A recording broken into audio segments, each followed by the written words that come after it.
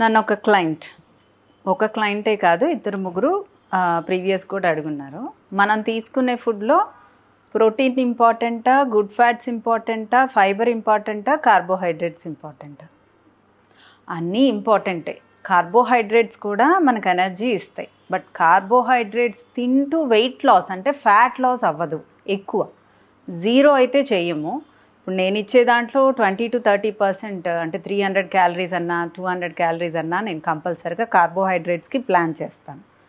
But protein, good fats, ఫైబర్లో ఏది important అంటే first మనం తినే ప్లేట్లో ఫస్ట్ తినాల్సింది ఫైబర్. ప్రోటీన్ ఇంపార్టెంట్ అయినా ఫస్ట్ మన స్టమక్లోకి వెళ్ళాల్సింది ఫైబర్.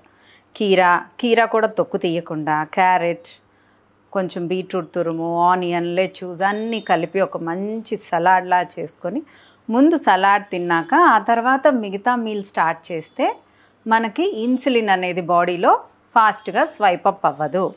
మనం ఫ్యాట్ లాస్ అవ్వాలన్నా, మనం హెల్దీగా ఉండాలి అన్నా మన బాడీలో ఇన్సులిన్ అనేది ఫాస్ట్గా స్వైప్ అప్ అవ్వకుండా ఉంటేనే మనం ఫ్యాట్ లాస్ అవుతాము అండ్ అయిన దాన్ని కూడా మెయింటైన్ చేసుకోగలుగుతాము.